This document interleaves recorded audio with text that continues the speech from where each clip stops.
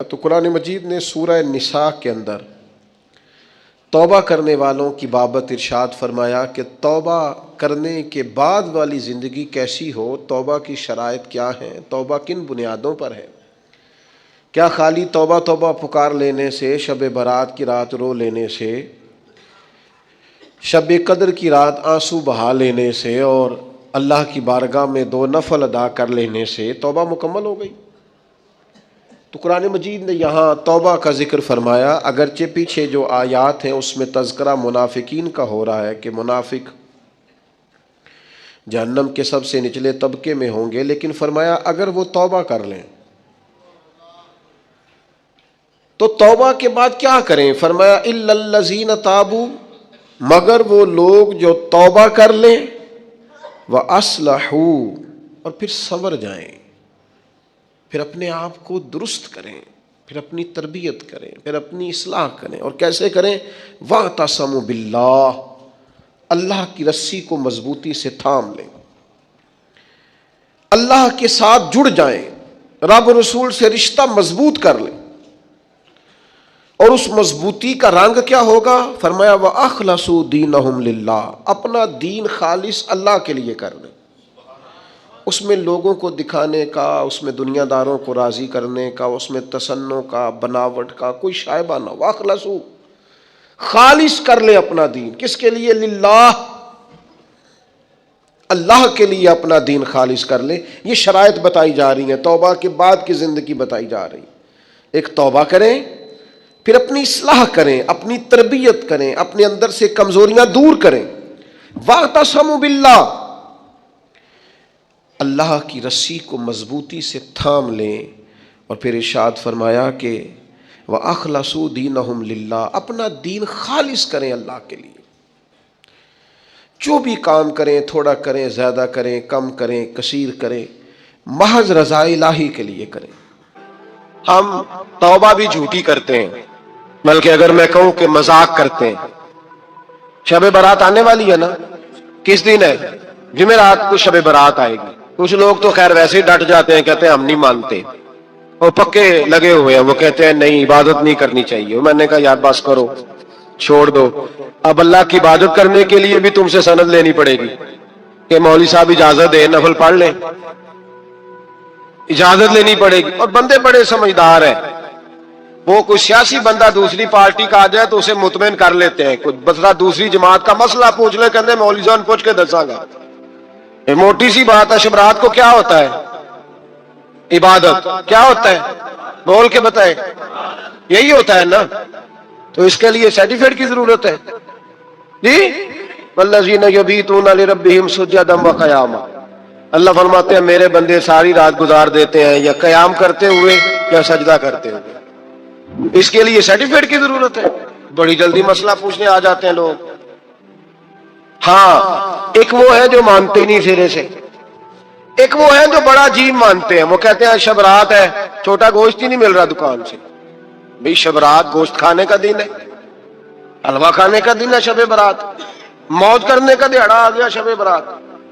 شب رات آئی ہے، پہلے کلو گوشت آتا تھا، اب 2 کلو لے لو۔ یہ کون سا طریقہ ہے شب برات منانے کا؟ اور پھر شب برات منائی جائے گی، معراج شریف سے پٹاخے چل رہے ہیں روز شام کو، چلتے ہیں نا؟ نہیں؟ میں کہ مینو غلطی لگ دی، تسی بولے نہیں نا، چلتے ہیں پٹاخے؟ کون بیچتا ہے پٹاخے؟ ہندو، سکھ، یہودی؟ چلاتا کون ہے؟ کس نے کہا ہے چلانے کو؟ اس میں کوئی کسی فرقے کا بھی اختلاف نہیں ہوتا۔ ڈرنا چاہیے اللہ پاک سے۔ اللہ جہنم کی آگ ٹھنڈی کرتا ہے، ہم جلاتے ہیں شب رات کو۔ رب فرماتے ہیں ٹھنڈی ہوگی ہم جلا رہے ہیں۔ بچے پٹاخوں کے پیسے پڑوسی سے لے کے آتے ہیں کہ ہم سے لیتے ہیں؟ ہم منع کیوں نہیں کرتے؟ جوتے نہ پالش کرنے پہ تو تھپڑ لگتے ہیں، تو پٹاخے والے بچے کو نہیں پوچھا جا سکتا؟ باپ کی ذمہ داری ہے۔ اور محدثین نے مسئلہ لکھا ہے، اگر بچہ نابالغ کوئی غلطی کرتا ہے تو اس کا باپ ذمہ دار ہے، جواب دے اس کی جگہ۔ ان کو سمجھائیں، شب برات آئے گی، پھر توبہ ہوگی، ہر مسجد سے رونے کی آواز آئے گی، زور زور سے لوگ روئیں گے، تڑپیں گے، اجتماعات ہوں گے، بڑے بڑے اجتماعات ہوں گے، توبہ کریں گے لوگ، کریں گے نا انشاءاللہ تعالی، آئیں گے نا لوگ مسجدوں میں، پھر سویرے جھوٹ بند ہو جائے گا نا اگلی صبح، ملاوٹ ختم، کم تولنا ختم. یہ کیسی توبہ ہے؟ وہ دکاندار جو شبرات والے دن غلط سوجی فروخت کر رہا ہے، ملاوٹ والی چینی بیچ رہا ہے، تاکہ دوائیوں میں دھوکہ دیتے ہیں لوگ، دوائیوں میں دھوکہ دیتے ہیں. ایک ڈاکٹر خود مجھے کہنے لگے، وہ میرے دوست ہیں، ہلکا پھلکا کورس کیا ہوا ہے، کہتے ہیں میرے دوست ہیں کئی سارے لوگ، تو ایک ایسا ہی ہمارے شعبے کا آدمی تھا، تو اپنے ابا جی کو وہ ڈرپ لگانے لگا، تو ابا جی کہنے لگے پتر مینو اصلی لا دے تیری مہربانی، مینو اصلی لا دے تیری مہربانی، لوکھا علی نہ لا دے. یہ حال ہو گیا. دوا مجھے بتائیں وہ قوم اخلاقی طور پہ کتنی گر چکی ہے جو دوائیوں میں زہر بیچتی ہے، دوائیوں میں. اور میں انشاءاللہ کسی موقع پر تفصیل سے اس پر گفتگو کروں گا، بڑی تفصیل سے. میں نے بہت سی معلومات اکٹھی کی ہیں کہ کتنا ظلم کرتے ہیں یہ لوگ، لکھنے والے بھی، لانے والے بھی، بیچنے والے بھی، کتنے بڑے مجرم ہیں. صحت کے ساتھ کھیلتے ہیں، صحت. 12 لام دام برسر مطلب جس آدمی نے دھوکے کا مال لا کے رکھا ہے شبرات والے دن کے رات توبہ بھی کرنی ہے اور سویرے یہ بیچنا بھی ہے، وہ توبہ کرنے آیا. جس نے دھوکے کا مال لا کے رکھا ہے کہ سویرے بیچنا ہے اور رات توبہ بھی کرنی ہے، وہ توبہ کر رہا ہے کہ مذاق کر رہا ہے؟ توبہ میری توبہ، استغفر اللہ، یا اللہ معاف کر دے، اونچی اونچی آواز میں رو رہا ہے، اور سویرے سارے چکر وہی ہیں. یہ کیسی توبہ ہے؟ توبہ کیا ہے؟ میرے نبی پاک علیہ السلام کے غلاموں نے توبہ کی تقسیم کی. حضرت حسن بصری سے کسی نے پوچھی توبہ کیا ہے، تو آپ نے فرمایا توبہ یہ ہے کہ جب تو توبہ کر لے تو پھر اس جگہ نظر نہ آنا جہاں کھڑے ہونے سے رب رسول ناراض ہوتے. اور فرمایا توبہ یہ ہے کہ جب تو نے توبہ کر لی پھر وہاں سے غیر حاضر نہ ہونا جہاں حاضری کا تجھے اللہ رسول حکم دیتے. یہ تیری توبہ ہے. اور اگر تو ایسا نہیں کرتا پھر تو نے توبہ نہیں کی، پھر تو نے مذاق کیا. میرے بھائی رحمت الہی آواز دیتی ہے کہ طرف رجوع کریں، دوڑے اور رحمت کی امید رکھ کے آئیں گے. سمجھ لیں کہ اللہ پاک، میں ایک بات اکثر کرتا ہوں، نبوت کا دروازہ بند ہوا ہے. داتا گنج بخش علی اجویری نے کہیں نہیں لکھا تھا کہ میرے بعد علی بن عثمان اجویری دوسرا نہیں آ سکتا. حضرت مجدد صاحب کہیں نہیں لکھ کے گئے کہ دوسرا مجدد الثانی پیدا نہیں ہوگا. حضرت بہاءالحق نقشبند بخاری نے کہیں نہیں کہا کہ میرے جیسا ولی نہیں ہو سکے. بزرگوں نے کبھی نہیں کہا. تو جدوجہد تو کر. اقبال کہتے ہیں آج بھی ہو اگر ابراہیم کا ایمان پیدا، آگ کر سکتی ہے انداز گلستان پیدا. تو پروگرام تو بنا، آگے کی طرف تو سفر کر. میرے نبی کریم سید عالم صلی اللہ علیہ وسلم نے فرمایا تیرے آ جانے سے تیرا رب راضی ہو جاتا ہے. جب تو آتا ہے تو تیرا اللہ راضی ہو جاتا ہے. یہ جو ہماری مشکلات ہوتی ہے نا جن میں ہم الجھے ہوتے ہیں، وہ جو ہمیں جادو ہو جاتا ہے، تویز کر دیتے ہیں ہمارے قریبی رشتہ دار، وہ تویز نہیں ہوتے، وہ ہمارے اعمال کی سزا ہوتی ہے، ہمارے اعمال کی سزا ہوتی ہے. ہم وہ ڈھونڈتے پھرتے ہیں کہ بابا مل جائے پھونک مارے صحیح کر دے، حالانکہ وہ ہمارے اعمال کی سزا ہے. ہمیں اپنی تربیت کرنی چاہیے ہمیں. اور ویسے بھی دم درود تویز دھاگا میں اکثر کہا کرتا ہوں، میں کہتا ہوں میں نے کسی کتاب میں نہیں پڑھا کہ کوئی بندہ نبی پاک سے یمن سے دم کرانے آیا ہو کہ میں حضور سے دم کرانے جا رہا ہوں، مصر سے آیا ہو دم کرانے، شام سے دم کرانے آیا ہو. میرے نبی پاک کے پاس جو بھی آیا کرتا تھا نبی پاک کا دین سیکھنے آیا کرتا تھا. دم درود تو ایک ضمنی چیز ہے، ذلی چیز ہے، ہو گیا تو ٹھیک ہے، ورنہ اللہ پاک اگر بیماری میں راضی ہے تو نبی پاک نے خود بیماری کو سینے سے نہیں لگا کے رکھا. خود اللہ کے محبوب سید عالم صلی اللہ علیہ وسلم کا وصال بیماری کے ساتھ ہوا. تو بیماری تو مریدنی ہے میرے نبی پاک کی، وہ تو کنیز ہے حضور کے گھر کی. عام دام برسر مطلب کھری توبہ، سچی توبہ. اور کس طرح کی توبہ؟ میرے نبی کریم علیہ الصلوۃ والسلام نے ایک دن صحابہ سے پوچھا ایک بات تو بتاؤ، بخاری مسلم کی حدیث ہے، یا رسول اللہ پوچھئے. نبی پاک صلی اللہ علیہ وسلم نے فرمایا اگر کوئی آدمی صحرا میں سفر کر رہا ہو، بہت بڑا صحرا ہو، اونٹ پر اس کا سفر ہو اور اس نے اونٹ پر کھانے پینے کا سامان باندھا ہو، پیسے بھی رکھے ہو، پانی بھی رکھا ہو، تھک گیا سفر کرتا کرتا، درخت کی ایک ٹہنی کے ساتھ اونٹ کی نکیل باندھی اور درخت کے نیچے لیٹ گیا آرام کرنے کے لیے. اللہ کے حبیب فرماتے اچانک اس کی آنکھ لگ گئی. جب جاگا تو اس نے دیکھا کہ اونٹ تو غائب ہو گیا ہے. اب نہ کھانا ہے، نہ پانی ہے، نہ پیسے ہیں، اور صحرا بڑا لمبا ہے، پیدل سفر بھی نہیں کر سکتا. थोड़ा सा ढूंढा, फिर मौत का इंतजार करने लगा, सोचने लगा मौत आएगी, अब मर जाऊंगा। अल्लाह के महबूब फरमाते हैं थोड़ी देर गुजरी, जब बिल्कुल मायूस हो गया था तो अचानक नजर पड़ी तो ऊंट उसका सामने खड़ा था। नबी पाक से अब्बा से पूछते हैं बताओ, उसकी कुल कायनात उजड़ गई थी, रात जाया हो गई थी, हर शय लुट गई थी, दोबारा उसे मिल गई है, बताओ उसे कितनी खुशी होगी। सहाबा कहने लगे या रसूलल्लाह नई जिंदगी मिल गई उस बंदे को, वो सारी दुनिया से ज्यादा राजी है। तो मेरे करीम रसूल सल्लल्लाहु अलैहि वसल्लम ने फरमाया रब करीम का नाफरमान बंदा जब उसकी बारगाह में आके तौबा करता है तो अल्लाह इससे भी ज्यादा राजी हो जाता है। नाफरमान जब आके कहता है या अल्लाह माफ कर दे आइंदा नहीं करता, मैं अल्लाह तो राजी हो जाता है। और हबीब पाक अलैहिस्सलाम फरमाते हैं वो इतना करीम है, जब बंदा अपने रब से सुलह कर लेता है, तौबा कर लेता है, तो अल्लाह जमीन को कहता तू भूल जा मेरे बंदे ने गुनाह किया ही नहीं, आसमान से कहता तू भूल जा मेरे बंदे ने गुनाह किया ही नहीं। फिर रब करीम फरिश्तों से फरमाता है कि मिटा दो जो तुमने लिखा था, मैंने अपने बंदे के साथ सुलह कर लिया। शब बारात को आएंगे मस्जिद में इंशाअल्लाह, कितने बजे? ने जो सोचे ही नहीं इस पासे थे, असर के वक्त मस्जिद आए शब रात, कितने बजे जी? असर के वक्त आए, गुस्ल करें, मस्जिद आए, असर के बाद दुरूद शरीफ पढ़े और मगरिब से लेकर फजर तक इबादत करें। मगरिब में शाम शुरू हो जाती है। एक रात जाग के देखे, जागना पड़ता है, मरीज हो जाए तब भी जागना पड़ता है, दुख लग जाए तब भी वो जगा लेता है। बड़े बड़े जागते हैं, बड़े बड़े जाग लेते हैं, वो जगा लेता है।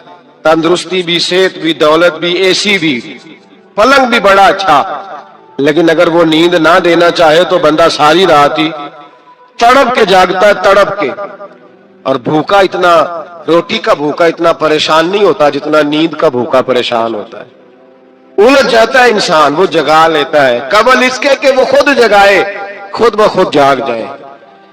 मगरिब से लेकर फजर तक नमाज पढ़ें, जिक्र करें, दुरूद पाक पढ़ें, महफिल में शिरकत करें। मेरे रसूल करीम अलैहिस्सलातु सलाम की प्यारी ज़ौजा उम्मुल मोमिनीन सैयदना आयशा सिद्दीका रदी अल्लाह ताला अन्हा कहती हैं हुजूर रमजान के अलावा सबसे ज्यादा रोजे शाबान में रखते थे, गोया प्रैक्टिस होती थी रमजान की।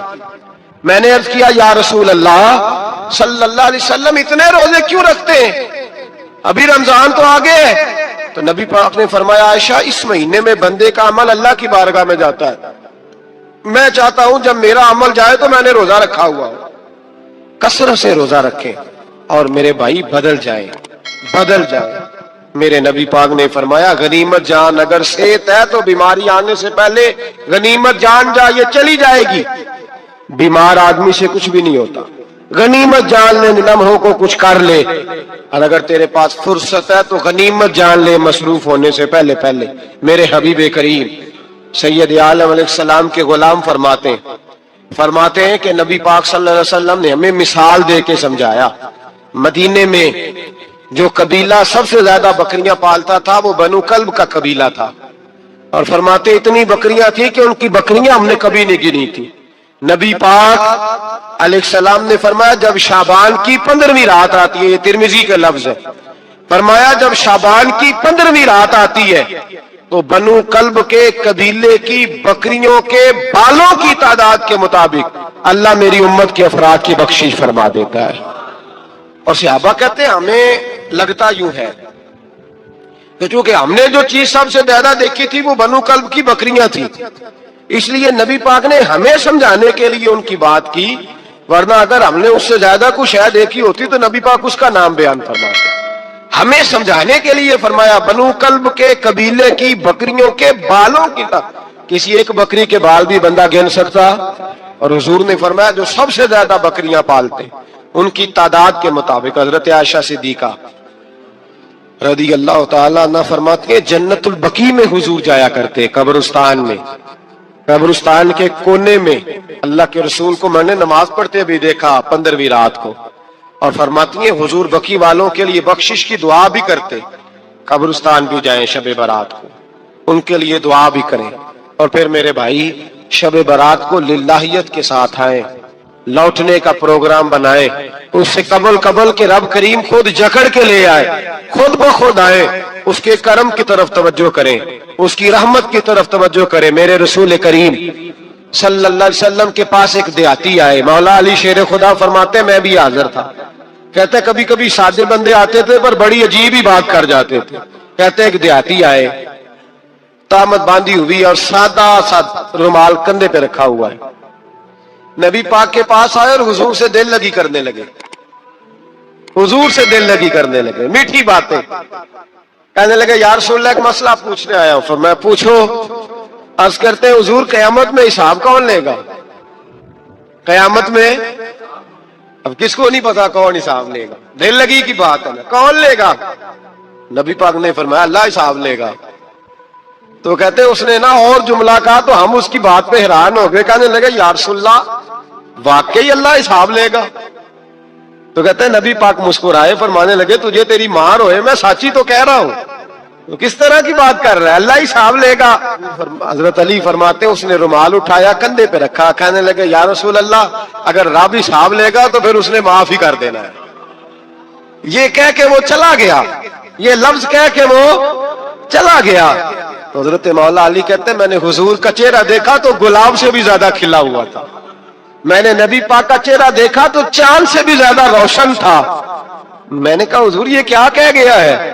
نبی پاک نے فرمایا بندہ بڑا سادہ تھا، بات بڑی پیاری کر گیا ہے، بڑی پیاری کر گیا ہے۔ حضور نے فرمایا علی رب کریم ہے، اور کریم جب غالب ہوتا ہے تو کرم نہیں فرمایا کرتا ہے، وہ کرم نہیں کرتا ہے، وہ معاف ہی کرتا ہے، وہ معاف ہی کرتا ہے۔ اللہ معاف کرتا ہے، پر میں نے کہا کوئی معافی لینے آئے ہی نہ تو کوئی معافی لینے۔ ایک اور بات بھی آخر میں سمجھانی ہے آپ کو، وہ بھی سمجھ لیں۔ ہم جب کسی رشتہ دار کو راضی کرنے جاتے ہیں نہ ناراض ہو تو ہمیں پتہ چل جاتا ہے کہ یہ وقت ٹپانے آیا یا راضی ہو گیا ہے۔ دو قسم کے لوگ ہوتے ہیں، کہتے ہیں چلو برادری آ گئی ہے میں چلتا ہوں، پر کس طرح؟ ٹائم پہ ٹائم آؤں گا، 200 دے کے گھر آ جاؤں گا۔ اور جو راضی ہو جاتے ہیں نا وہ 2 دن پہلے آتے ہیں، دیگوں کا بھی خیال کرتے ہیں، ملاقات کرتے ہیں، وہ کپڑے بھی نہیں بدلتے۔ فرق ہوتا ہے راضی ہونے میں۔ بات کی سمجھ آ رہی ہے آپ؟ ہم توبہ کرنے آتے ہیں اللہ کی بارگاہ میں، کیا ہمیں پتہ نہیں چلتا کہ ہم نے توبہ کیا، رب راضی ہوا ہے کہ نہیں ہوا؟ ہمارا ایمانی رشتہ تو ہے نا اپنے رب سے، روح کا تعلق تو ہے نا، تو ہمیں اندازہ ہوتا ہے کہ اللہ راضی ہو گیا کہ نہیں، اندازہ تو ہونا چاہیے نا ہمیں۔ یہ بات کہنے کی نہیں، یہ بات محسوس کرنے کی ہے، اس کو محسوس کریں۔ ہم جب اللہ کی بارگاہ میں آئے تو پھر ہمیں اندازہ ہونا چاہیے کہ میں نے منا لیا ہے کہ نہیں منا سکا، میں اس کو راضی کر کے اٹھ رہا ہوں کہ نہیں اٹھ رہا۔ اگر بغیر راضی کیے اٹھے ہو تو پھر فارمیلٹی کرنے آئے تھے، پھر راضی کرنے نہیں آئے تھے۔ حضرت فضیل ابن عیاض رحمت اللہ تعالی علیہ فرماتے ایک دن میں نے سر سجدے میں رکھا اور میں نے کہا خدا بندہ آج مجھے پتا چلے گا کہ تو مجھ سے راضی ہے کہ ناراض ہے، تو پھر ہی میں اٹھوں گا۔ آپ فرماتے ہیں مجھے چاروں کونوں سے آواز آنے لگی کہ تیرا رب راضی ہو گیا، اور فرماتے ہیں جس جگہ میں سجدہ کر رہا تھا وہ زمین بھی بولنے لگے کہ بس کر دے، عرش کا مالک تجھ سے راضی ہو گیا ہے۔ لیکن شرط یہ ہے، حضرت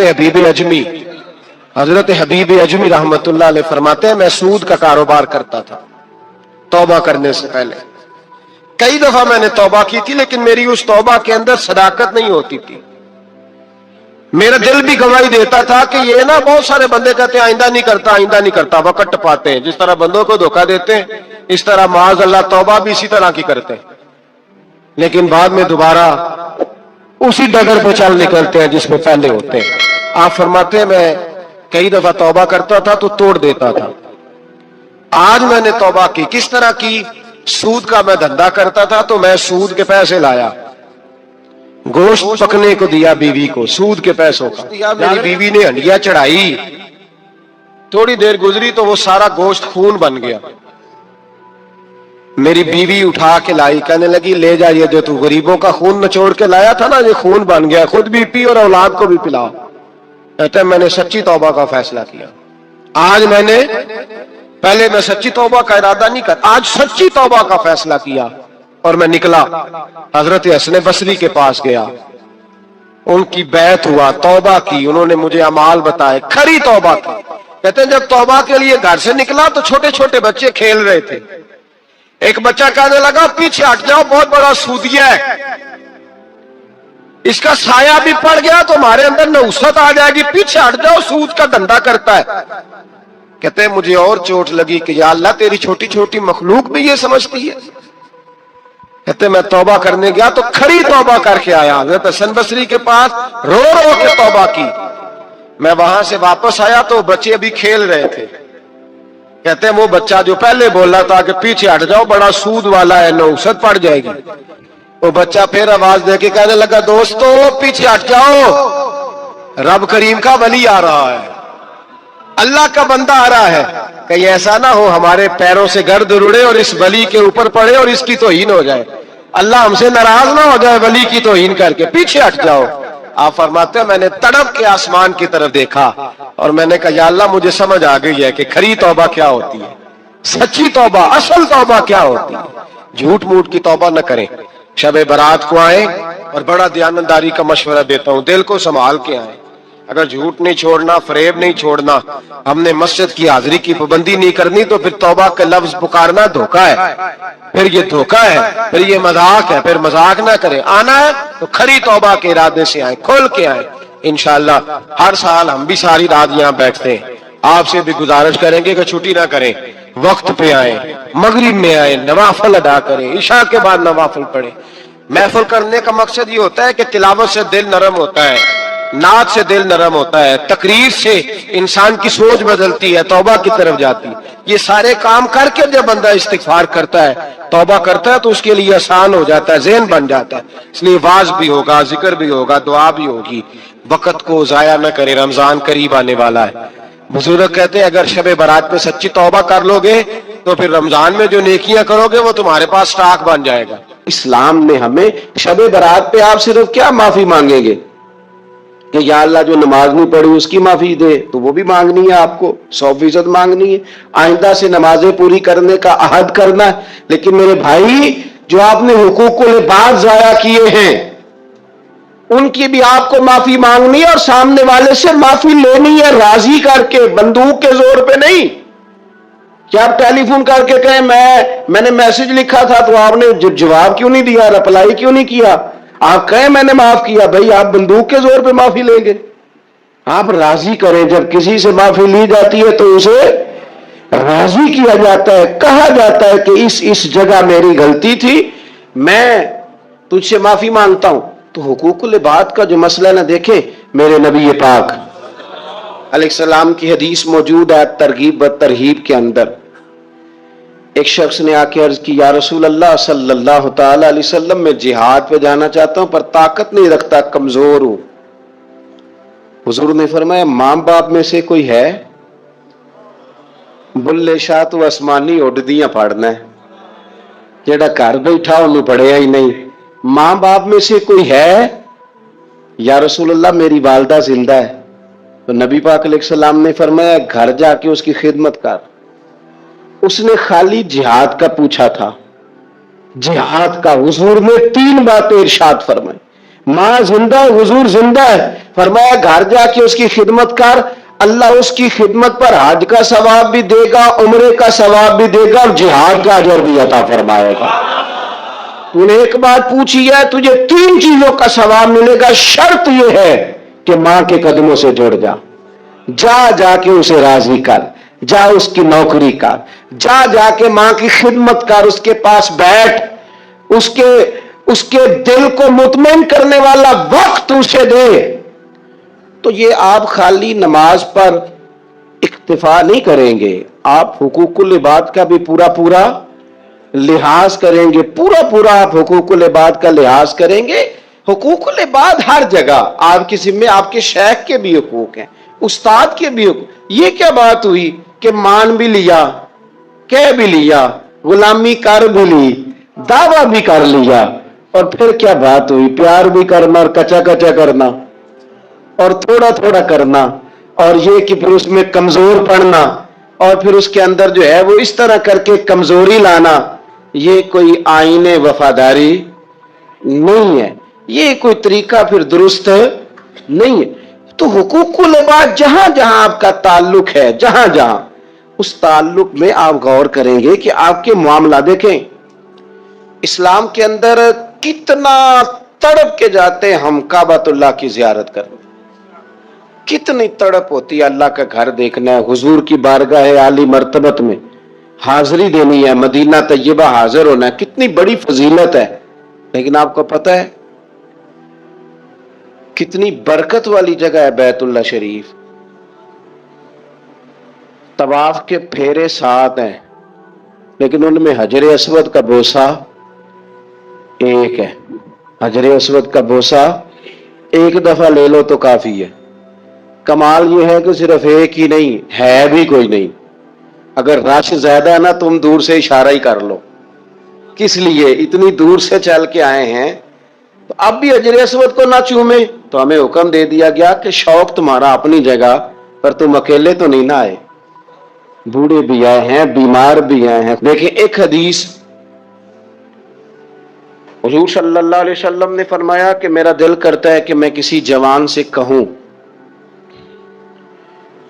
کہ وہ عشاء کی جماعت کرائے، اور میں جوانوں سے کہوں کہ وہ لکڑیاں جمع کریں، اور جو لوگ نماز پڑھنے نہیں آئے میرا دل کرتا ہے ان کے گھر جلا دوں۔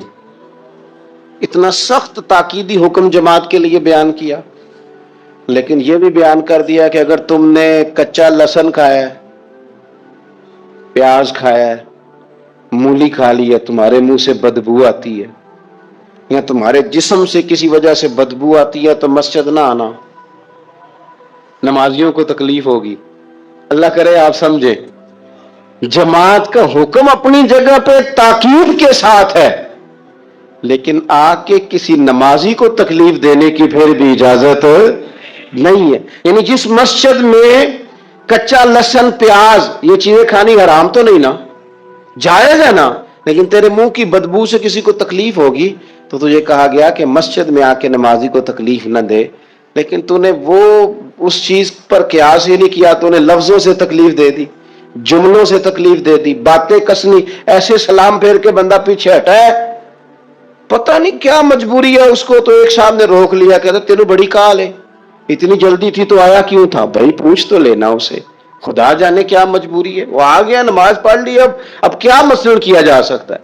تو اس طرح نہ کرے۔ وہ کسی نے کہا تھا میرا اس شہر عداوت میں بسیرا ہے جہاں لوگ سجدوں میں بھی لوگوں کا برا سوچتے ہیں، لوگ سجدوں میں بھی لوگوں کا برا سوچتے ہیں۔ تو آپ کے جو حقوق العباد کے معاملات ہیں اس میں صرف نماز روزے کی گواہی ہی قابل قبول نہیں ہے، حقوق العباد کا مسئلہ بڑا ضروری ہے۔ آپ کے لین دین کے معاملات کس طرح کے ہیں یہ معاملہ بڑا ضروری ہے، آپ معاملات کے کتنے صاف ہیں یہ مسئلہ بڑا ضروری ہے، آپ اپنے وعدوں کے کتنے پابند ہیں یہ معاملہ بڑا ضروری ہے، آپ قول و قرار پہ کتنی جلدی پہنچتے ہیں یہ معاملہ بڑا ضروری ہے، آپ کا حقوق العباد کے مسئلے میں صاف ہونا، لین دین کے معاملات میں صاف ہونا، رشتہ داروں کے ساتھ آپ کے تعلقات کا کھرا ہونا، پڑوسیوں کے ساتھ معاملہ ٹھیک ہونا، آپ کے دوستوں کے ساتھ جو آپ کے ساتھ رہتے ہیں ان کے ساتھ معاملہ ٹھیک ہونا۔ ایک بندے نے نا گواہی دینی تھی، حضرت عمر کا زمانہ تھا، ذرا دین کو دیکھیے، ہمارے اکابرین، ہمارے اسلاف صحابہ کرام علیہم رضوان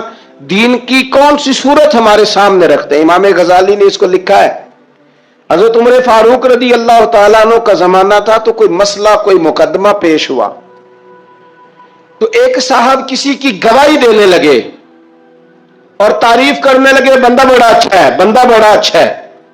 تو حضرت عمر نے 3 باتیں ارشاد فرمائیں، آپ فرمانے لگے تو اس کا پڑوسی ہے؟ اس نے کہا نہیں، تو فرمایا تمہیں کیسے پتا بڑا اچھا ہے؟ پھر آپ نے فرمایا تو نے کبھی اس کے ساتھ سفر کیا ہے؟ اس نے کہا نہیں، آپ نے فرمایا پھر تجھے کیسے پتا کہ بندہ بڑا اچھا ہے؟ تیسری بات ارشاد فرمائی، فرمایا کبھی درہم و دینار کا لین دین کیا ہے؟ کہا حضور نہیں، تو فرمایا پھر تمہیں کیسے پتا بندہ بڑا اچھا ہے؟ جب وہ تینوں سوال اس کے ساتھ ہو چکے تو حضرت عمر نے کہا، جناب عمر نے حضرت عمر فرمانے لگے اچھا اچھا تو نے اسے نماز پڑھتے دیکھا ہوگا, تو نے اسے مسجد میں عبادت کرتے دیکھا ہوگا, تلاوت کرتے دیکھا ہوگا. کہا حضور ہاں. فرمایا اگر تو نے خالی عبادت کرتے دیکھا نا تو پھر جا تو گواہی نہ دے, تو اسے کوئی نہیں جانتا. خالی گواہی عبادت پر نہ دے, حالانکہ وہاں بھی گواہی ہے, مسجد میں آتا جاتا دیکھو تو صاحب ایمان ہونے کی گواہی دو, لیکن اس کے معاملات کی گواہی, اس کی صفائی اور ستھرائی کی گواہی یہ آپ تبھی دیں گے جب آپ کا اس کے ساتھ لین دین کا کوئی تعلق رہا ہوگا. حضرت عمر نے فرمایا خالی نماز دیکھ کے گواہی نہ دے, خالی نماز دیکھ کے گواہی نہ دے. تو بتا کہ پڑوسی رہا ہے اس کا, سفر کیا اس کے ساتھ, کبھی لین دین کے معاملات ہوئے, اگر ان معاملات میں کھڑا ہے تو پھر گواہی دے, اور اگر یہ نہیں تو پھر تو اسے جانتا بھی, اپنے معاملات کو صاف رکھے, صاف رکھیں. آپ کو پتہ ہے نبی پاک صلی اللہ علیہ وسلم نے جلد بازی سے منع کیا ہے, جلد بازی کسی کام میں نہ کرو, لیکن فرمایا دو چار کاموں میں جلد بازی کرو. ان میں سے ایک فرمایا کہ اگر تم نے کسی کا قرض دینا ہے نا اور تمہارے پاس پیسے آ گئے تو پھر واپس کرنے میں جلدی کرو. معاملات کی جو صفائی ہے نا حقوق العباد کے تعلق سے, وہ اتنا ضروری کام ہے کہ نبی پاک صلی اللہ تعالی علیہ وسلم نے نا منبر پر بیٹھ کر کن دنوں, جن دنوں حضور کے وصال ظاہری کے دن قریب تھے, تیز بخار تھا, منبر پر بیٹھ کر قریب محبوب نے فرمایا تھا لوگوں رب نے ایک بندے کو اختیار دیا ہے, چاہے تو دنیا میں رہے اور چاہے تو اس کی بارگاہ میں حاضر ہو جائے. اس بندے نے جانے کا ارادہ کر لیا.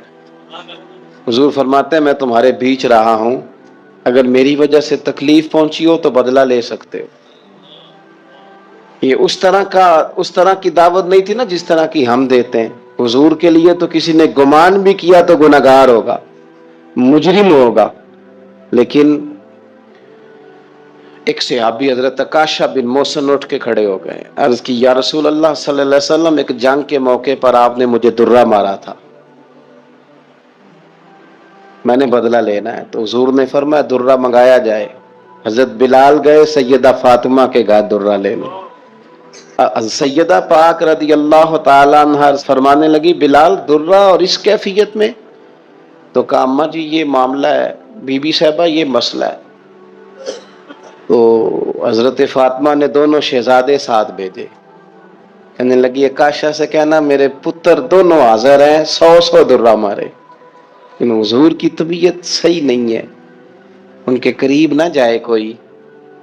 وہ درہ آیا تو حضرت حسنین کریمین بھی ساتھ تھے. حضور نے دیکھا شہزادوں کو تو بات سمجھ گئے فاطمہ نے کیوں بھیجا, تو محبوب کریم نے بٹھا دیا. فرمایا عکاشہ یہ لو نا اور بدلہ لو. جناب عکاشہ درہ لے کے آگے بڑھے تو ہر صحابی کی آنکھوں میں آنسو آئے, ہر صحابی. قریب آ کے کہا حضور کمر سے کپڑا ہٹائیے, میری پشت, اس وقت اس پہ کپڑا نہیں تھا, ننگی تھی جب درہ لگا تھا. حضور نے کپڑا ہٹایا تو جناب عکاشہ نے درہ دور پھینکا اور حضور کی کمر مبارک کو چومنا شروع کر دیا. دیر تک چومتے رہے اور پھر کہنے لگے حضور یہ آج میرا ہی مقدر تھا, اللہ نے مجھے یہ موقع دینا تھا. کس ظالم نے, کس نے آپ سے بدلہ لینا تھا, یہ تو ایک موقع بنایا تھا حضور کے قریب جانے کا. تو حضور نے فرمایا جس نے جنتی کی زیارت کرنی ہو میرے عکاشہ کی کر لے. تو میرے عزیز آپ اپنے معاملات کو جلدی سے صاف کریں, حقوق العباد کے معاملے میں جلدی سے اپنے آپ کو کلیئر کریں. دیکھو یہ معاملہ بڑا سخت ہے, بڑا سخت. ایک درویش فرمایا کرتے تھے میں دوست تعلق تھوڑے بناتا ہوں, جتنے لوگ کم ہوں گے حقوق بھی اتنے کم ہوں گے. ہمیں بڑا شوق ہے تعلقات بنانے کا, لیکن حقوق ادا کرنے کی ہم پوزیشن میں نہیں ہے. اپنے معاملات پہ گہری نظر کریں. لینے دینے کا مسئلہ ہو, اونچا بولنے کا مسئلہ ہو, کسی قسم کی بھی کوئی دشواری ہو تو ان چیزوں کو آپ صاف کریں گے, کلیئر کریں گے. حضور علیہ السلام نے فرمایا ساری دنیا مل کے تیرا کچھ بگاڑنا چاہے بگاڑ نہیں سکتی جب تک رب نہ چاہے, اور میرے کریم فرمانے لگے سارے مل کے بھی تیرا کچھ سنوارنا چاہیں تو سنوار نہیں سکتے جب تک رب کے فضل کا تقاضا نہ ہو۔ ایمان کی مضبوطی، یقین کامل، اس حسن کو اپنی زندگی میں پیدا کریں۔ جب مصلی پہ بیٹھیں گے، نماز پڑھیں گے، دعائیں اللہ سے مانگیں گے، اس کے نیک اور پارسا بندوں کا طریقہ یہی ہے، جب حضور سید عالم کا وسیلہ دے کے، اہل اللہ کی صحبت سے فیض پا کے، ہم جب اپنے رب پر بھروسہ کریں گے۔ دیکھیں نا، حضور علیہ الصلوۃ والسلام نے لوگوں کو، ہمارے ہاں نا اب کچا کرنے والے مزاج زیادہ ہو گیا ہے، زیادہ۔ 4 اینکر ٹی وی پہ بیٹھتے ہیں، وہ صرف ہمیں ڈیوائیڈ کرتے ہیں، تقسیم کرتے ہیں۔ 4 مختلف رائے چاہے مختلف لوگ دیتے ہیں، سویرے بندہ فیصلہ کرتا ہے کہ پتہ نہیں کون ٹھیک ہے، پتہ نہیں کون صحیح کہہ رہا ہے۔ ڈیوائیڈ، تقسیم، ہمارے ذہنوں کو بری طرح بانٹ دیا گیا۔ لوگ جاتے تھے کسی کو اللہ والا سمجھ کے، درویش سمجھ کے کہ چلو یہ رب بتائے گا، اور اہل اللہ کی نسبت بڑی چیز ہے، اللہ والوں کی نسبت بڑی چیز ہے، اور خدا دے یہ دولت تو بڑی چیز ہے۔ اللہ کا بندہ تو بندے کو مضبوط کرتا ہے نا۔ لیکن آپ چلے گئے، بابا جی میرا کام نہیں چلتا، تو بابا کہتا ہے تجھے تو کالا جادو ہو گیا ہے۔ وہ خدا کے بندے، مسلمان ہے، مومن ہے، اگر کسی وقت کو بد نظری ہو بھی گئی تو نبی پاک نے بتائی نہیں سورۃ بقرہ۔ ہم کمزور پڑ جائیں، اور جی تینوں کسی نے کچھ کیتا ہے، اب کوئی تو دشمن ہوتا ہی ہے نا، ساری رات بندہ اپنے شریکہ برادری پہ شک کر کے گزار دیتا ہے۔ یہ کمزور باتیں ہیں۔ طاقتور بنے، مضبوط بنے۔ جتنی جنگیں مسلمانوں نے جیتی، بدر سے لے کر کربلا تک، ان کا پس منظر آپ کبھی دیکھیں۔ 313 مسلمان مقابلے میں 1000 سے زیادہ کا لشکر۔ نہیں، آپ کی زیادہ توجہ نہیں ہے میری بات پر۔ 313 بندے، ان کے پاس بھی تلواریں کوئی نہیں، 6 زرہیں، 8 تلواریں، 2 گھڑے۔ کبھی سوچا کریں 6 زروں سے بھی لڑا جا سکتا ہے، 8 تلواروں سے بھی جنگ ہوتی، اور مقابلے میں 1000 بندہ۔ ایک ایک بندے کے پاس 3 قسم کا اسلحہ، نیزہ بھی ہے، تلوار بھی ہے، تیر بھی ہے۔ یہاں رات کو روٹی کھائی ہے لوگوں نے تو کسی کو ملی، کسی کو نہیں ملی، اور وہاں ابو جہل اونٹ لایا ہے، ذبح کرتے ہیں، بھونتے ہیں، کھاتے ہیں۔ لیکن یہ 313 جب میدان میں نکلے نا، جب یہ میدان میں نکلے تو ہوا کیا تھا بھلا؟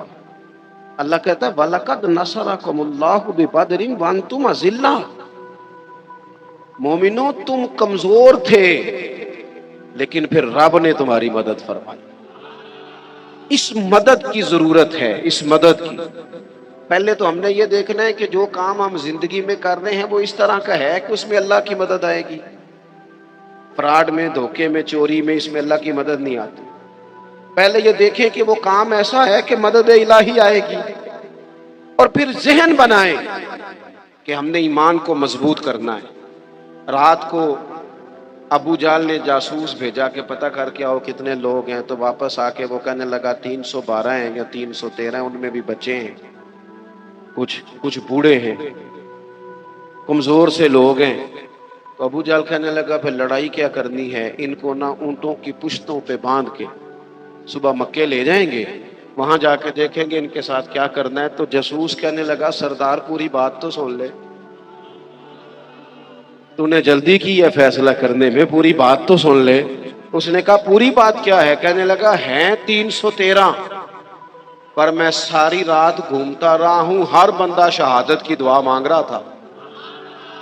ان کا واپس جانے کا ارادہ کوئی نہیں، وہ تیاری کر کے آئے ہیں، اور ان کا ارادہ ہے کہ مریں گے، ان کا ارادہ ہے جان دیں گے، ان کا ارادہ ہے تلواروں سے ذبح ہو جائیں گے پر لوٹ کے نہیں۔ جے تو چڑھے آؤتے دار بھی نہیں، تجے تو وکیا عشق بازار بھی نہیں، تے بھائیا ایڈا سستا سودا پیار بھی نہیں، تے ایڈا سوکھا لبدا یار بھی نہیں۔ کچھ سمجھ نہ آوے لوکاں نوں اوکا دے نال شہید کرے، اساں ڈٹھی یار دے ہاتھ تلوار بھی نہیں، پر او دا خالی جاندا بار بھی نہیں۔ جب آپ کا یقین مضبوط ہو، کچی پکی باتیں، چھوٹی چھوٹی باتیں، مرید ہو کے بھی مرید نہیں، شاگرد ہو کے بھی شاگرد نہیں، کسی جگہ فقیر ہو کے بھی درویش نہیں، بھائی بیٹے ہو کے بھی فرما بردار نہیں، مسلمان ہو کے بھی یا ایھا الذین آمنوا آمنوا باللہ، اللہ کہتا ہے او ایمان والو ایمان لے آؤ، او ایمان والو ایمان لے آؤ۔ اقبال کہنے لگے خرد نے کہہ بھی دیا لا الہ الا اللہ تو کیا حاصل، دل و نگاہ اگر مسلمان نہیں تو کچھ بھی نہیں، کچھ بھی۔ ہم نہ دیانتدار نہیں بنتے، امانت دار نہیں بنتے، ایمان کے تقاضے نہیں سمجھتے۔ ویسے ہم ایماندار ہیں، لیکن اگر 10 روپے کی بات ہو، اگر 10 کروڑ کی ہو تو پھر نہیں۔ میرے ایک پروفیسر صاحب دوست ہیں، وہ فرمانے لگے کہ ایک مہنگا جوتا نا، بڑا مہنگا تھا، تو اس کا ایک پاؤں کہیں گرا ہوا تھا ڈبے سے نکل کے، بالکل شاپر واپر چڑھا ہوا، تو بندے نے ڈھونڈنا شروع کر دیا کس کا جوتا ہے، کس کا جوتا ہے، کس کا، پورا ڈھونڈا اس نے۔ تھوڑا سا وہ آگے گیا تو اسے دوسرا پیر بھی مل گیا، پھر اس نے بندہ ڈھونڈنا بند کر دیا۔ یہ دیانتداری ہے۔ یہاں اس طرح کے ہم دیانتدار ہیں، ایسا نہیں ہوتا۔ خدا کے بندو، ایمان کے تقاضے، جو رزق تیرا ہے وہ کہیں اور جا کیسے سکتا ہے؟ جب تقسیم کرنے والی رب کی ذات ہے تو چھین کے کھانا چاہتا ہے۔ ایک بات آپ کو بتاؤں، بددیانتی کر کے کسی کے بچوں کے پیسے گھر لے آؤ گے نا، تو گھر میں دولت آئے گی، سکون نہیں آئے گا، قرار نہیں آئے گا، شور نہیں ختم ہوگا، روٹی بھی ملے گی، اے سی والا کمرہ بھی ملے گا، پر نیند جب ہی آتی ہے جب خدا چاہے، آتی نہیں۔ ایک تو ایماندار، پھر وعامل الصالحات، زندگی صالحین والی، نیک لوگوں والی۔ نیکی سے مراد کیا ہے؟ میرا نماز پڑھنا، نماز تو ایک جز ہے نیکی کا۔ وہ ہمارے ہاں کچھ لوگ کہتے ہیں فلانا بندہ بڑا با اخلاق ہے جی، کیا اخلاق ہے؟ تو میٹھا بولتا ہے۔ تو میں نے کہا میٹھا تو لوگ مطلب کے لیے بھی بولتے ہیں، ان کی ٹریننگ ہوتی ہے، کڑوا بولنا ہی نہیں۔ آپ بڑے مہنگے ہوٹل میں چلے جائیں، بڑے مہنگے میں، آپ نے 2000 کی چیز لینی ہے، لیکن سیل مین کی ڈیوٹی ہے کڑوا نہیں بولنا۔ آپ جتنا مرضی تلخ ہو، وہ تنخواہ لیتا ہے میٹھا بولنے کی۔ صرف میٹھا بولنا اخلاق، میٹھا بولنا بھی اخلاق ہے، پر صرف میٹھا بولنا اخلاق نہیں، بلکہ سچ بولنا اخلاق ہے۔ صحیح بات کرنا، بددیانتی سے بچنا، جھوٹ سے بچنا، کذب سے بچنا، وعدہ خلافی سے بچنا۔ حضرت عمر فاروق رضی اللہ تعالیٰ عنہ کھڑے، دیکھیں میں نے الحمدللہ امامہ باندھا ہے، میں سمجھتا ہوں داڑھی کے بغیر مرد کیا، حسن ہی نہیں، خوبصورتی نہیں، لیکن میں یہ بات بھی دعوے سے کہتا ہوں کہ دین صرف ظاہری حلیے کا نام نہیں کہ آپ داڑھی رکھ لیں، پگڑی باندھ لیں اور جو مرضی کرتے بھی رہیں، اجازت ہو گئی آپ کو۔ ایمان کا تو تعلق ہی باطن کے ساتھ ہے، فقط ظاہری حلیہ دین نہیں کہ آپ پر لبادہ دین کا ہے اور باقی ساری چیزوں سے آپ فارغ ہیں۔ اور بھی کچھ تقاضے دینداری کے۔ حضرت عمر فاروق رضی اللہ تعالیٰ عنہ کے سامنے کسی بندے نے کسی کی تعریف کی اور بڑی کی۔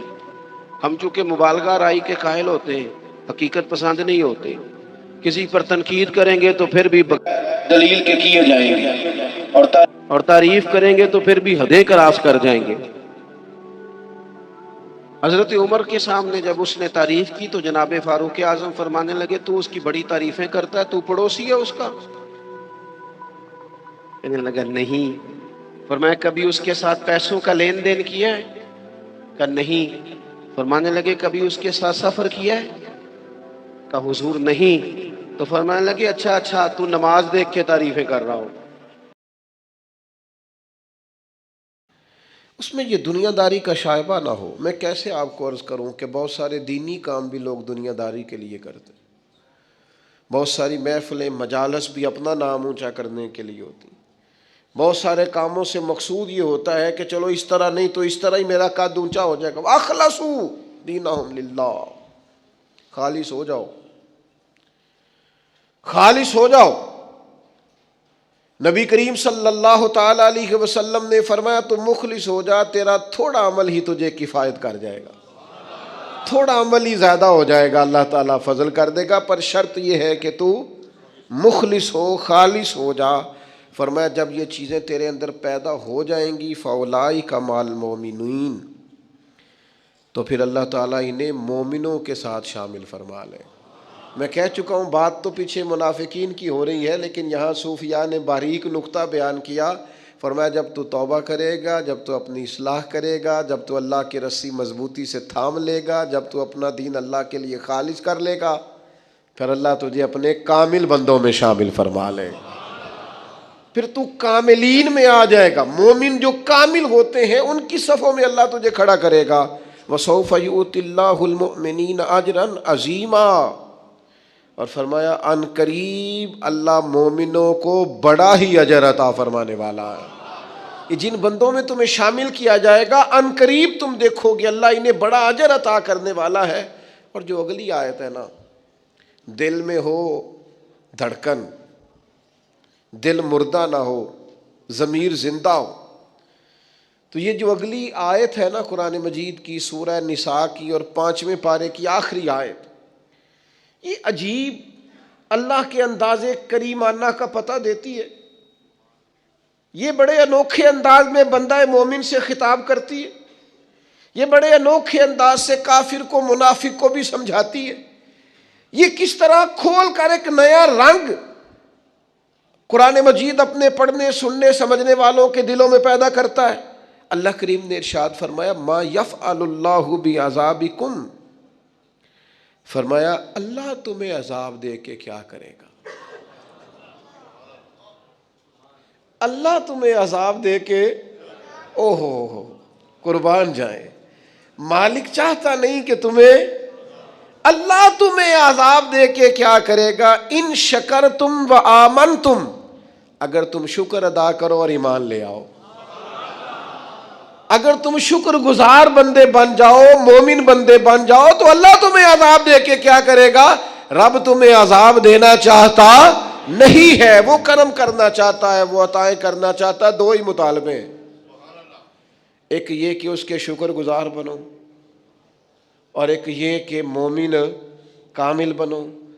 कामिल ईमान हो और मिजाज शुक्र वाला हो तो रब कहता है ओ अल्लाह तुम्हें अजाब दे के क्या करेगा।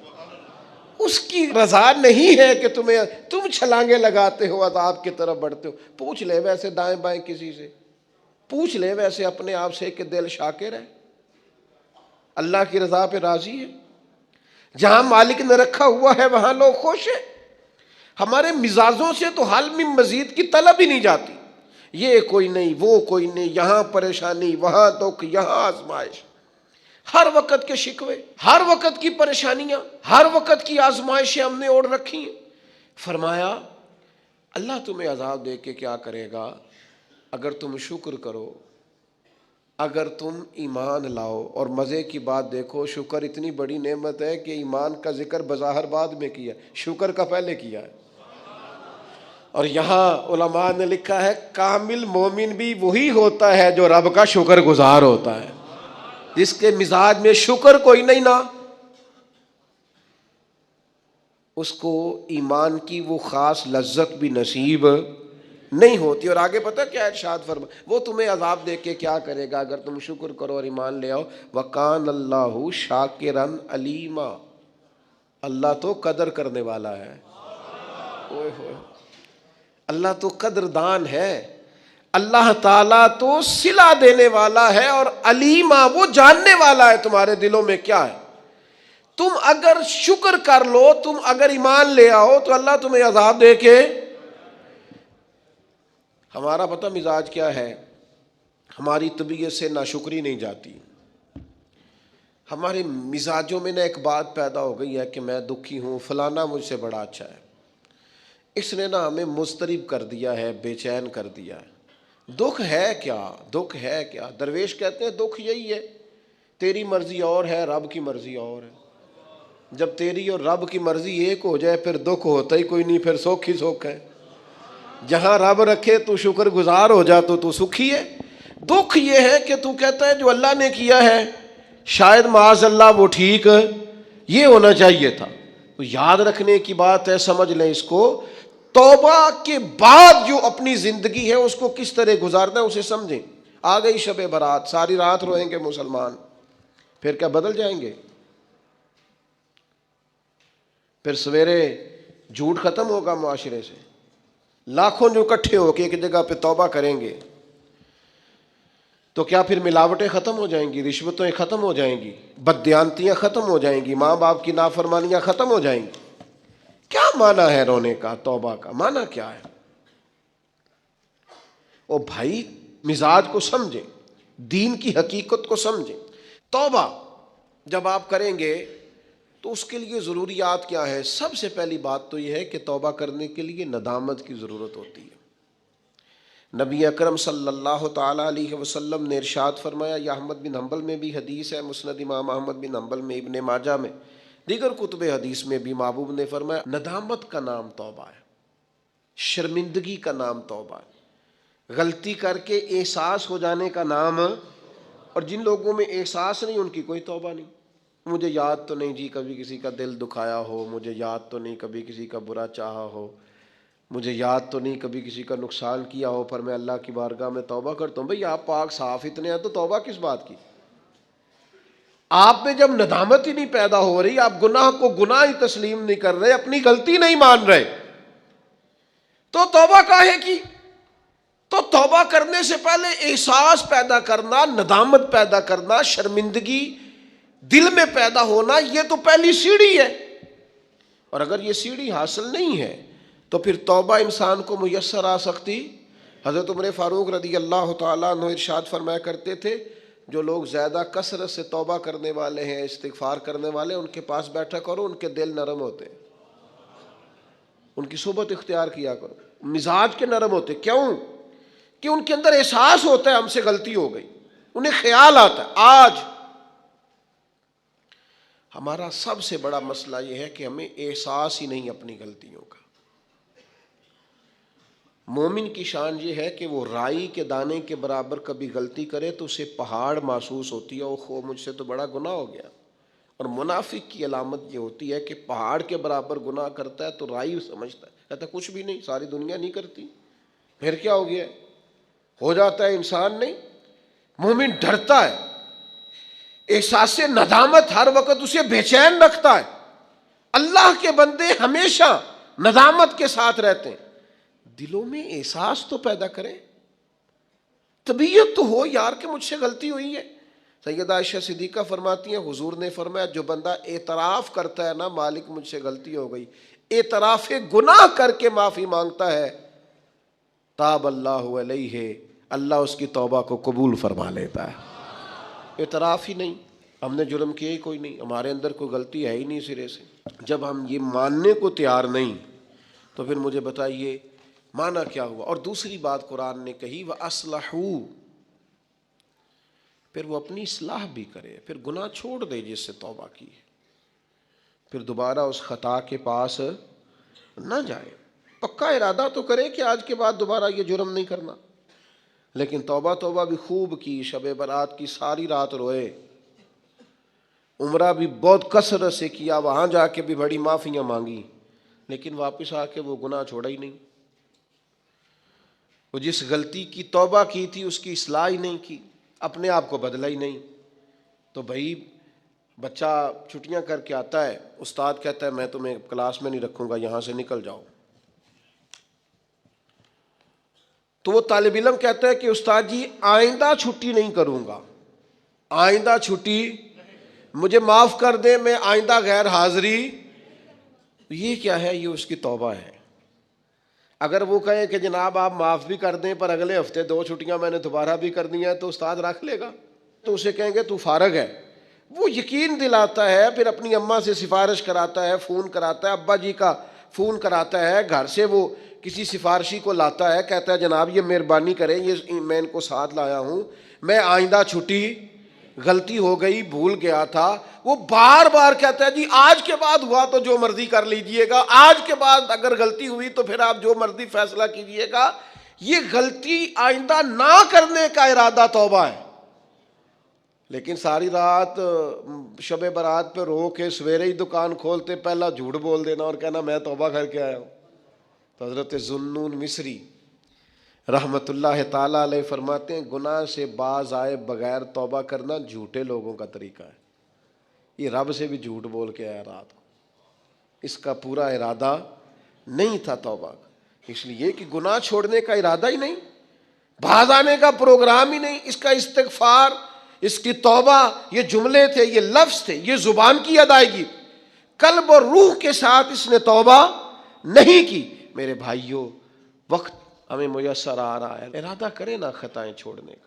اب کتنی دیر تک بہت سارے حالات بدل گئے, عمریں بڑھ گئیں, بات آگے نکل گئی. امام غزالی فرماتے ہیں جس کی عمر 40 سال ہو گئی اور ابھی بھی وہ گناہ سے باز نہیں آیا, اس کا مطلب یہ ہے کہ وہ اپنے لیے جہنم کا فیصلہ کر چکا ہے. معاذ اللہ, اس نے ارادہ کر لیا ہے کہ جانا ہی گویا دوزخ میں, اللہ کی نافرمانی پر کمر بستہ ہو گیا.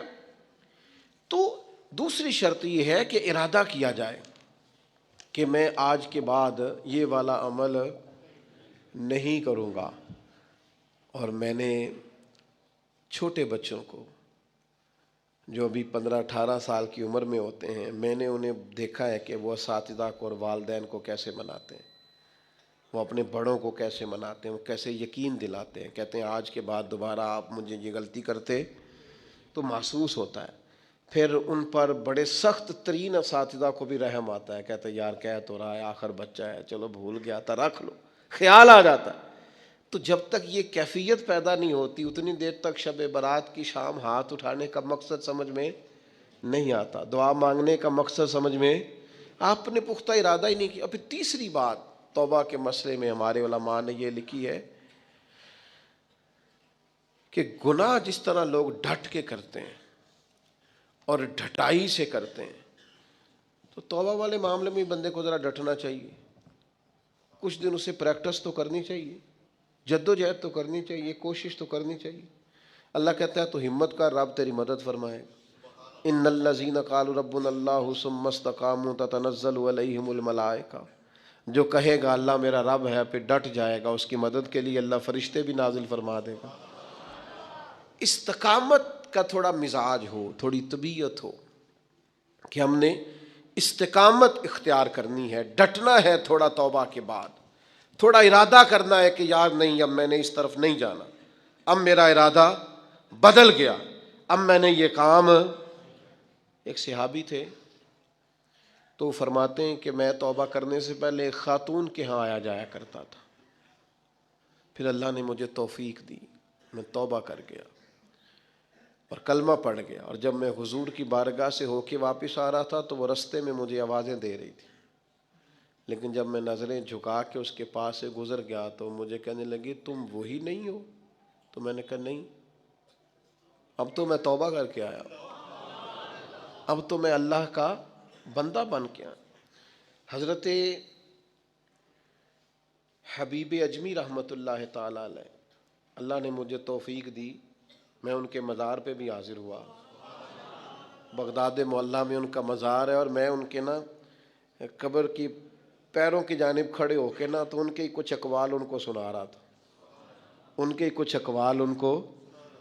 رہا تھا, حضرت حبیب اجمی رحمۃ اللہ علیہ سود کا کام کرتے تھے. دعا کریں اللہ ہم سب کو محفوظ کرے, آمین تو کہیں اللہ ہم سب کو.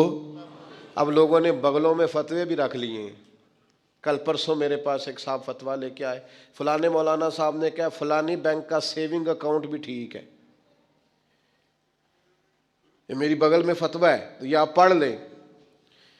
میں کیا تو مینو کو پوچھنا آیا جی, تو تیرے کو فتویٰ جو ہے, ایک بندے کو فتویٰ مل گیا ہے اور اس نے پکڑا ہوا ہے, بغل میں ہے, میرے پاس کیوں آیا ہے؟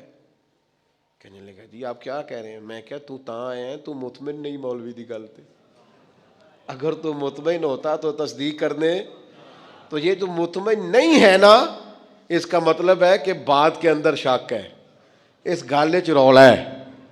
تو میں کیا رولے والی گل چنگی, تو میں کیا فتویٰ دوبارہ لپیٹ کے جیب چ پا, تو دا سیونگ اکاؤنٹ ٹھیک ہوندا ہے؟ کہندا جی سمجھ نہیں آئی تاں تے آیا. میں کہا بس ٹھیک ہے, تینوں پھر سمجھ آ گئی ہے. جیڑی سمجھ نہیں نہ آئی ہے دا مطلب ہے سمجھ آ گئی, یہ سمجھ لے. آپ چھوڑیں, میں کسی کا نام نہیں لیتا, کوئی بات نہیں کرتا. میں آپ کو بخاری کی حدیث سناتا ہوں, نبی پاک علیہ السلام نے فرمایا ایک حلال ہے وہ بھی واضح, ایک حرام ہے وہ بھی واضح ہے، ایک میں شک ہے کہ پتہ نہیں حلال ہے کہ پتہ نہیں حرام ہے۔ میرے کریم محبوب نے فرمایا تم نے شک والی چیز سے بھی بچنا ہے، شک سے بھی تم نے بچنا ہے، اس لیے کہ مسلمان طیب اور طاہر کا قائل ہوتا ہے، وہ پاکیزہ مزاج ہوتا ہے، پاکیزگی کا قائل ہوتا ہے۔ بھائیو یہ بچیں، یہ رزق حرام اتنا نقصان کرتا ہے کہ انسان کا اللہ سے رشتہ کمزور کر دیتا ہے۔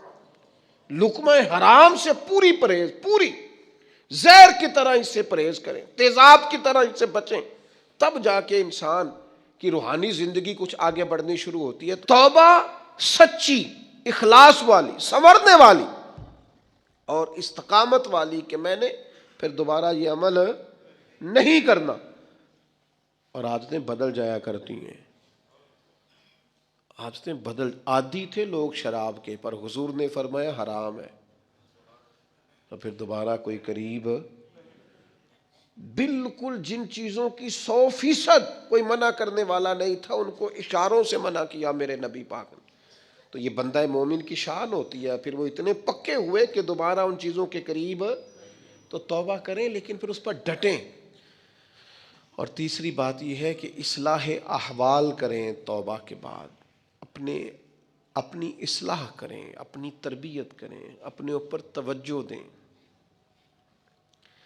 ڈاکٹر 2 قسم کے چارٹ دیتے ہیں مریض کو، ایک یہ کہ یہ چیزیں نہیں کھانی، اور ایک یہ کہ یہ والی آپ نے کھانی ہے، یہ آپ کے لیے، وہ کہتے ہیں تم نے تلی چیز نہیں کھانی، تم نے تیزابیت والی نہیں کھانی، آئلی چیزیں نہیں کھانی، اور سلاد ضرور کھانا ہے، پھل کا استعمال ضرور کرنا ہے۔ یہ کیوں بتاتے ہیں کہ اگر آپ کو ساری چیزیں چھوڑ دیں گے تو پھر جسم کے اندر طاقت موجود نہیں رہے گی، کچھ آپ کو وہ چھوڑنی ہے جو نقصان دیتی، لیکن وہ کھانی ہے جو جسم کو طاقت ور کر۔ اصلاح احوال کا معنی یہ کہ یہ گناہ چھوڑ دیں اور اس کے ساتھ یہ والی نیکیاں کریں، سویرے اٹھ کے نفل پڑھیں، دن میں قرآن مجید پڑھیں، استغفار پڑھیں، درود پاک پڑھیں، غریب کی مدد کریں، ماں باپ کی خدمت کریں، جو آپ کے ذمے حقوق العباد ہیں ان کو صحیح کر کے ادا کریں، اپنی زندگی کے اندر بہتر تبدیلیاں لائیں، اپنے آپ کو بدلیں۔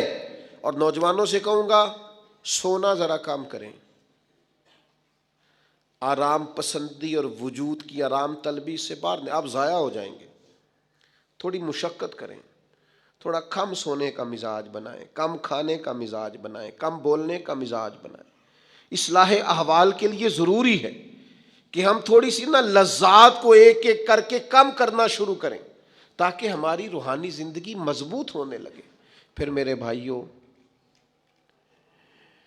توبہ کے لیے ایک بڑا لازمی اور بڑا اہم اور بڑا بنیادی نقطہ یہ ہے کہ کچھ کام ایسے ہوتے ہیں جو اس نقطے کے بغیر ہو ہی نہیں سکتے۔ وہ نقطہ کیا ہے؟ وَاعْتَصَمُوا بِاللَّهِ، اللہ کے ساتھ تعلق کو مضبوط کریں، اللہ کے ساتھ تعلق کو۔ حضرت رابعہ بصریہ فرماتی تھی میرے دل میں خیال، مجھے پتہ چل جاتا ہے کہ میرا رابعہ مجھ سے راضی ہے کہ ناراض۔ نے کہا آپ کو کیسے پتہ چلتا ہے؟ فرمایا جب سویرے مجھے توفیق دیتا ہے نا اٹھ کے مصلی بچھا لے تو میں سمجھ جاتی ہوں آج بڑا راضی ہے،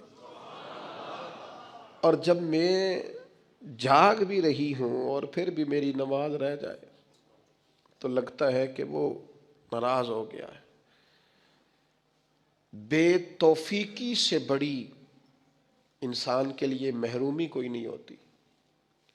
اللہ تعالیٰ جب کسی سے ناراض ہوتا ہے تو بعضوں کا سرمایہ نہیں چھینتا، سجدوں کی لذت لے جاتا ہے۔ لوگوں کے پاس ہر چیز ہوتی ہے لیکن بندگی کا موقع نہیں ہوتا۔ وَاعْتَصَمُوا بِاللَّهِ، سب کے لیے ٹائم ہو، اور اگر بندے کے پاس سجدہ کرنے کو ٹائم ہی نہ ہو، دیر تک دعا مانگنے کو ٹائم ہی نہ ہو۔ ایک دن بیمار نہیں ہوئی حضرت رابعہ بصریہ تو کہنے لگی مالک تو ناراض تو نہیں ہو گیا؟ تو مجھے بیمار کرتا ہے تو میں تجھے یاد بڑا کرتی ہوں، میرا نفس کمزور پڑ جاتا ہے، گناہ کی طرف نہیں جاتا، میں ذرا بیمار رہتی ہوں تو ٹھیک رہتی ہوں، مہربانی کر۔ تو میرے اوپر وہ سارا بوجھ ڈال جس سے میرا نفس کمزور رہے اور تیری بات واعتصموا باللہ. لمبی لمبی دعائیں مانگا کریں، دیر تک اپنے رب کے حضور حاضر رہا کریں. بندوں کو 10-15 منٹ بات سنائے تو وہ اکتانے لگ جاتے ہیں. وہ کہتے ہیں میں نے سن لیا ہے جو آپ نے کہا، مجھے سمجھ آ گئی، آپ بس کریں. آپ وہ کریم ہے. وہ کہتا ہے نہ تمہارے رب کو اونگ آتی ہے نہ نیند آتی. جس وقت بھی دعا مانگو وہ قبول کرتا ہے. اپنا تعلق اللہ رسول کے ساتھ مضبوط کریں. میں اپنے دوستوں سے اکثر کہتا ہوں ہر چیز کمزور ہو جائے، تمہارا مصلی نہیں کمزور ہونا چاہیے. یہ شعبان، یہ رمضان، یہ مصلی بچھانے کے مہینے ہیں. مصلی، مجھے اہل عرب کی یہ عادت بڑی اچھی لگتی ہے کہ ان کی گاڑیوں میں بھی قرآن مجید موجود ہوتا ہے اور مصلی موجود ہوتا ہے. ہر جگہ نماز کا اہتمام، قرآن کا اہتمام، اس کو اپنی زندگی میں لاگو کریں. میری آپ سے اپیل رہے گی کہ خدا را اب ہم بس کریں، بڑی ہو گئی دنیا داری. اور یہ جو ہم نے چاروں جانب جال بچھایا ہوا ہے نا، اس کو بھی راضی رکھا ہوا ہے، اس کو بھی راضی رکھا ہوا ہے، اس سے بھی تعلق بنا ہوا ہے. یہ بڑا کمزور جال ہے، 1 منٹ میں ٹوٹ جائے گا. لوگ کوئی نہیں لمبا چلتے کسی کے ساتھ، آرزویں بدل جاتی ہیں، تعلقات بدل جاتے ہیں، کچھ بھی نہیں ہوتا، کوئی نہیں لمبا چلتے. میں ایک جگہ بیان کرنے کے لیے گیا تو میں رو پڑا.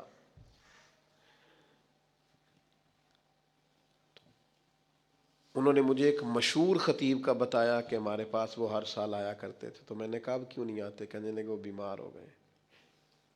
میں نے کہا دوبارہ کبھی پتہ لینے گئے ہو؟ کہا نہیں.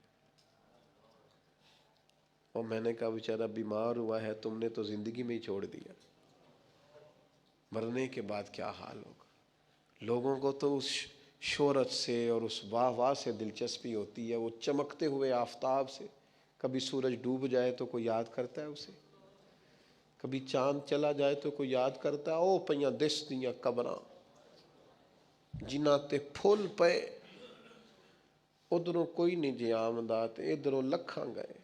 ایک بزرگ اپنے بیٹے کے ساتھ قبرستان گئے تو ایک پرانی قبر پہ بیٹھ گئے اور بیٹھ کے رونا شروع کر دیا. پرانی قبر تھی، ٹوٹی ہوئی تھی. کہنے لگا ابا جی کیا ہوا، آپ کیوں رو رہے ہیں؟ تو بزرگ تھے نا، اہل معرفت میں سے تھے. کہنے لگے پتر کچھ نہیں نا، تو 25 سال سے میں آ رہا ہوں، اس قبر پر میں نے کبھی مٹی ڈلی ہوئی نہیں دیکھی، اس پر کبھی کسی کو پھول ڈالتے نہیں دیکھا، کبھی نہیں دیکھا کوئی اس قبر کے پیروں کی جانب کھڑا ہو کے فاتحہ پڑھ رہا، کبھی نہیں دیکھا تو یہاں آیا ہو. تو لوگ تو کہنے لگے 20-25 سال تو مجھے بیت گئے. ان کا بیٹا مجھے بتانے لگا کہ ابا جی بڑا روئے. والد صاحب کہنے لگے کہ پتہ نہیں ہمارے ساتھ کیا ہونے والا ہے، آتے ہی نہیں لوگ، بھول گئے. آپ چلے جائیں قبرستان میں، کئی قبریں شکوہ کریں گی کہ کوئی نہیں آیا. زمانہ بر مزار ماں غریباں، یہ جہانگیر کی قبر پہ لکھا ہے کہ میں غریب ہوں، میری قبر پہ تو بلبل بھی کوئی نہیں آتی. کوئی بلبل ہی گیت سنا جائے آ کے، کوئی پروانہ ہی نہیں آتا. لیکن بادشاہاں نہ امیراں دے، دیوے بل دے صدا فقیراں دے. وہ حضرت پیر میر علی شاہ پاک پتن گئے تو نعرے بڑے لگ رہے تھے بابا صاحب کے. تو کہا یہ کیا ہے؟ فرمایا قرآن سچا ہو رہا ہے. رب نے کہا تھا فاذکرونی اذکرکم، مجھے یاد کرنا میں تمہیں یاد کروں. فرید نے ساری زندگی اللہ اللہ کی ہے، اب دنیا دیکھو ان کو یاد کر رہی. تو میرے بھائیوں ہم نے توبہ کرنی ہے، لیکن پھر سنورنا ہے، پھر اخلاص پیدا کرنا ہے، پھر اللہ سے جڑنا ہے، پھر اپنے معاملات کو درست کرنا ہے. اللہ تعالی ہمیں سمجھنے کی توفیق دے. آج سے تم ایک نئی زندگی جینا. فجر کی نماز. باجماعت شیخ نے سب کو ساتھ لے کر مسجد میں فجر کی نماز پڑھی. اتنی خوبصورت نماز، اتنے لمبے سجدے، اتنا خشوع. نماز کے بعد سب ہاتھ اٹھا کر دعا کرنے لگے. شیخ کا آخری پیغام. نماز کے بعد شیخ نے فرمایا، اے میرے شاگردوں، اے میرے پیارے بچوں، آج کی رات تم نے دیکھا کہ اصلی عبادت کیا ہوتی ہے. یہ دکھاوے کی عبادت نہیں تھی، یہ دل سے کی گئی عبادت تھی. اب تم اپنے اپنے گھروں کو جاؤ، مگر ان باتوں کو یاد رکھنا، یہ کہ ہر رات تھوڑی عبادت کرو، بھلے ہی 2 رکعت تہجد ہی ہو. रोज इस्तगफार करो, कम से कम 100 बार। 3 रोज दुरूद शरीफ पढ़ो, कम से कम 100 बार। 4 अपने वालिदैन के लिए दुआ करो हर नमाज के बाद। कब्रिस्तान की जियारत करो, महीने में 1 बार, मौत की याद रहेगी। 3 कुरान रोज पढ़ो, 1 पेज भी काफी है। गुनाहों से बचो, खासकर आंखों के गुनाह, जबान के गुनाह। 2 नेक लोगों की सोहबत में बैठो, बुरे लोगों से दूर रहो। और याद रखो, यह जिंदगी बहुत छोटी है, मौत बहुत करीब है, तो अल्लाह की इबादत में लग जाओ। अब मैं तुझे पूरा प्लान देता हूँ कि तू इस शब-ए बारात को कैसे गुजारे। शाम मगरिब से पहले गुस्ल करो, पाक हो जाओ, अच्छे कपड़े पहनो, सफेद बेहतर है। नियत साफ करो सिर्फ अल्लाह के लिए। मगरिब के बाद 7:04 PM 8:30 PM मगरिब की नमाज बाजमात, 6 रकात नफल सलातुल अव्वाबीन, सूरह यासीन 3 बार ऊपर बताई गई नियत के साथ। 100 बार दुरूद शरीफ ईशा के बाद 9:05 PM 12:00 AM ईशा की नमाज बाजमात, सुन्नत और विटर 8 रकात नफल 202 करके लंबी खैरात के साथ। सूरह मुल्क पढ़ो, कब्र के अजाब से बचाती है। आधी रात 12 AM 2 AM कब्रिस्तान जाओ अगर मुमकिन हो और औरत ना हो। सलाम पढ़ो, ऊपर बताया गया। सूरह फातिहा और इखलास 3 बार। मुर्दों के लिए दुआ, अगर कब्रिस्तान ना जा सको तो घर में ही मुर्दों के लिए दुआ करो। सेहर का वक्त 2 AM फजर, 12 रकात तहज्जुद 2-2 करके, हर सजदा लंबा करो, रो रो कर दुआ करो। 300 बार इस्तगफार, 500 बार दुरूद शरीफ, सूरह फातिहा 7 बार ऊपर बताई गई नियतों के साथ। खूब दुआएं मांगो, हाथ उठाकर रोते हुए फजर। फजर की नमाज बाजमात, फजर के बाद दुआ। अल्लाह का शुक्र, उसने तुझे ये रात नसीब की। दिन में 15 शाबान। रोजा रखो, ये मुस्तहब है। ज्यादा से ज्यादा नेक काम करो। 10वां बाब, खास दुआएं जो हदीस से साबित हैं। दुआ नंबर 1, शब बारात की खास दुआ। हजरत आयशा रजी अल्लाहु अन्हा ने पूछा, या रसूल अल्लाह, अगर मुझे शब बारात का पता चल जाए तो मैं क्या पढ़ूं? नबी ने फरमाया, अल्लाहुम्मा इन्नका अफुव्वुन तुहिब्बुल अफ़्वा फ़अफ़ु अन्नी। या अल्लाह, बेशक तू माफ करने वाला है, तू माफी को पसंद करता है, तो मुझे माफ कर दे। इसे 100 बार पढ़ो। दुआ नंबर 2, कब्रिस्तान में जाते वक्त, अस्सलामु अलैकुम दारा कौमिन मोमिनीन व इन्ना इंशा अल्लाहु बिकुम लाहिकून, अस्अलुल्लाह लना लकुमुल आफिया। दुआ नंबर 3, बहुत ज्यादा इस्तगफार, अस्तगफिरुल्लाह अस्तगफिरुल्लाह अस्तगफिरुल्लाह। या रब्बी गफिर वरहम व अंत खैरुर राहिमीन, ऐ मेरे रब, माफ कर और रहम फरमा, और तू सबसे बेहतर रहम करने वाला है। दुआ नंबर 4, वालिदैन के लिए, रब्बी गफिरली अवली वालिदैया वलिल मोमिनीन, ऐ मेरे रब, मुझे माफ कर और मेरे वालिदैन को और तमाम मोमिनों को। दुआ नंबर 5, हर तरह की भलाई, रब्बना आतिना फिद दुनिया हसनतम व फील आखिरती हसनतम व कनीना अजाबन्नार। आज की रात तेरे गुनाह माफ हो सकते हैं, तेरी दुआएं कबूल हो सकती हैं, तेरी परेशानियां खत्म हो सकती हैं, तेरा रिस्क बढ़ सकता है, तेरी जिंदगी बदल सकती है, मगर शर्त यह है कि तू दिल से इबादत कर।